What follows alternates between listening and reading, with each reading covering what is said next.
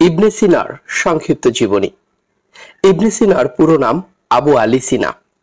তিনি ছিলেন একজন কালজয়ী চিকিৎসক, জ্যোতির্বিদ, চিন্তাবিদ ও লেখক। তিনি ছিলেন ইসলামী স্বর্ণযুগের সবচেয়ে বিখ্যাত চিকিৎসক। তাকে আধুনিক চিকিৎসার আদিপিতা নামে অভিহিত করা হয়ে থাকে। জানা যায় যে বিভিন্ন বিষয়ে তিনি মোট 450টি প্রবন্ধ গ্রন্থ লেখেন। তন্মধ্যে 240টির সন্ধান পাওয়া যায়। এগুলির মধ্যে 150টি দর্শন শাস্ত্র ও 40টি চিকিৎসা শাস্ত্র বিষয়ক লেখা। এখনো বিশ্বের সর্বত্রই তিনি উল্লেখযোগ্য চিকিৎসক হিসেবে স্বীকৃত হয়ে আছেন। তার অমর গ্রন্থ দ্য বুক অব হিলিং এবং দ্য ক্যানন অব মেডিসিন এখনো অতি মূল্যবান চিকিৎসা বিষয়ক গ্রন্থ হিসেবে বিবেচিত হয়। 1973 সালে নিউ ইয়র্কে ক্যানন অব মেডিসিন পুনর্মুদ্রণ করা হয়। তিনি জ্যোতির্বিদ্যা, রসায়ন, ভূগোল, ভূতত্ত্ব, মনোবিজ্ঞান, ইসলামিক দর্শন, জ্যোতির্বিদ্যা, পদার্থবিদ্যা এবং গণিতশাস্ত্রের উপর লেখালেখি করেন। তিনি কবিতা লিখতেন। বহু বিষয়ে পণ্ডিতের কারণে তাকে বিভিন্ন সম্মানজনক নামে ডাকা হয়, যেমন শরফ আল মুলুক, হুজ্জত আল হক, শেখ আল রাইস ইত্যাদি। ইবনে সিনা 980 খ্রিস্টাব্দের 20 আগস্ট বর্তমান উজবেকিস্তানের বুখারা নগরীর আফসোনা নামক স্থানে জন্মগ্রহণ করেন। তিনি মাত্র 56 বছর বয়সে 1037 খ্রিস্টাব্দের 21 জুন বর্তমান ইরানের হামাদান প্রদেশের রাজধানী হামাদান নগরীতে মৃত্যুবরণ করেন। তার মায়ের নাম ছিল সুফিয়া। তিনি ছিলেন বুখারার অধিবাসী। তার পিতার নাম ছিল আব্দুল্লাহ। তিনি ছিলেন বর্তমান আফগানিস্তানের বাল প্রদেশের অধিবাসী। তিনি একজন পণ্ডিত ও সম্মানীয় ব্যক্তি ছিলেন।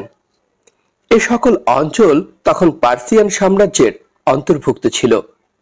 ইবনে সিনার পিতা আব্দুল্লাহ একজন রাজকর্মচারী ছিলেন। ইবনে সিনা প্রথমে কোরআন ও সাহিত্য পড়া শুরু করেন। তিনি এতই মেধাবী ছিলেন যে মাত্র 10 বছর বয়সে তিনি অনেক বিষয় শিখে ফেলেন। 10 বছর বয়সে পুরো কোরআন শরীফ তার মুখস্থ ছিল। তিনি মোহাম্মদ মাসিহি নামের একজন তরিতরকারীর বিক্রেতার নিকট থেকে ভারতীয় গণিত শাস্ত্র শিখে ফেলেন। একজন পণ্ডিত জীবিকা নির্বাহের জন্য ঘুরে ঘুরে চিকিৎসা সেবা দিতেন ও তরুণদের পড়াতেন।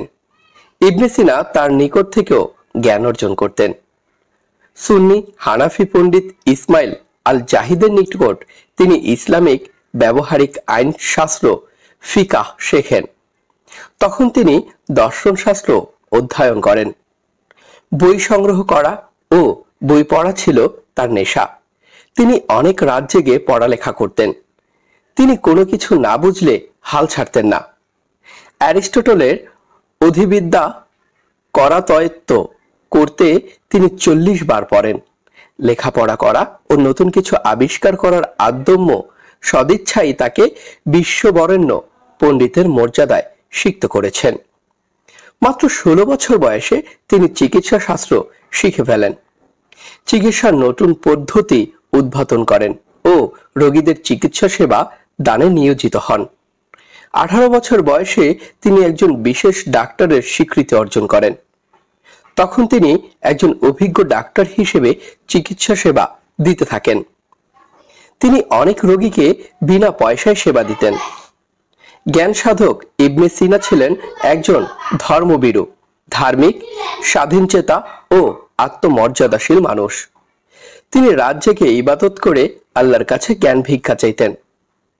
সমাজ জীবনে যেখানে আত্মমর্যাদা ও স্বাধীনতা খর্ব হওয়ার আশঙ্কা থাকত, তিনি সেখানে যেতেন না।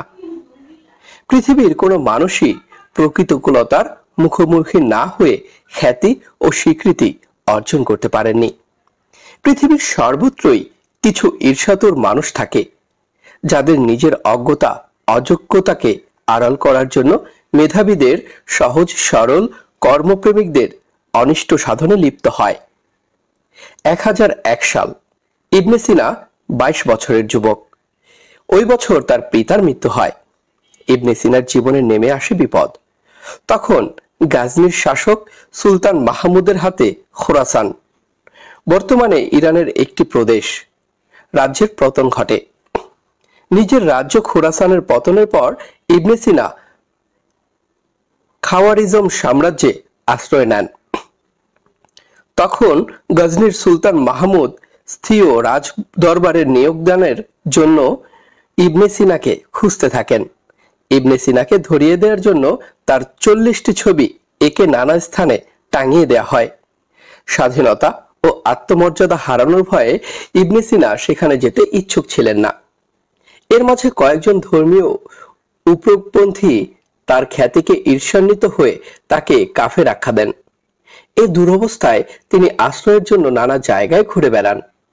নানা জায়গায় ঘুরে অবশেষে তিনি বর্তমান ইরানের হামাদান শহরে এসে উপস্থিত হন। তখন হামাদানের বাদশাহ ছিলেন শামস উল দৌলা। তিনি জটিল রোগে আক্রান্ত হলে ইবনে সিনা কঠোর শ্রম দিয়ে বাদশাকে সুস্থ করে তোলেন। এতে বাদশাহ খুশি হয়ে তাকে মন্ত্রী নিয়োগ করেন। এখানেও ঈর্ষাতুর অজ্ঞতরা সেনাবাহিনীকে তার বিরুদ্ধে খেপিয়ে তোলে। জীবন রক্ষার্থে ইবনে সিনা আত্মগোপনে চলে যান এবং প্রায় 2 মাস নিদারুণ কষ্টে থাকেন। ষড়যন্ত্রকারীদের মুখোশ উন্মোচিত হতে বেশি সময় লাগে না, কারণ সত্যের অপ্রতিরোধ্য শক্তিকে বেশি দিন আটকে রাখা যায় না। ইবনে সিনা ছিলেন সত্যাশ্রয়ী ও ধার্মিক। বিধাতা তার প্রতি সদয় ছিলেন, ফলে সৈন্যরা তাদের ভুল বুঝতে পারে। তখন তাকে খুঁজে বের করে সম্মানে ফিরিয়ে আনা হয়। তবে এখানে তিনি বেশি দিন থাকেননি। তিনি চলে যান বর্তমান ইরানের ইস্পাহানে। শেষ বয়সে তিনি ইরানের হামাদানে গমন করেন। সেখানেই তিনি মারা যান। তাকে হামাদানে সমাহিত করা হয়। জ্ঞান তাপস ইবনে সিনা ছিলেন এক আলোকিত মানব সন্তান। তার লিখিত অনেক গ্রন্থ জ্ঞানের আলো ছড়িয়েছে। তার বিরুদ্ধে যারা ষড়যন্ত্র করেছে ইতিমধ্যে তারা আস্থা করে হারিয়ে গেছে। শিক্ষণীয়: আদম্য ইচ্ছাশক্তি এবং সাধনা থাকলে কোনো বাধাই বিজয় ঠেকাতে পারে না। নতুন কিছু, ভালো কিছু করতে গেলে বাধা বিপত্তি আসবেই। এতে ঘাবড়িয়ে গেলে পরিবর্তন আনা যায় না। দৃঢ় চিত্তে এগিয়ে গেলে জয় অনিবার্য।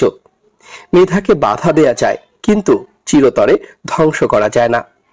আর সত্যাশ্রয়ী মেধার উজ্জ্বল আলোতে একসময় অন্যায্য বাধাদানকারীদের ধরা পড়ে নিন্দিত হতে হয়। যেখানে সম্মান, স্বীকৃতি ও ভালোবাসা আছে, সেখানে কায়িক পরিশ্রম করা যায়।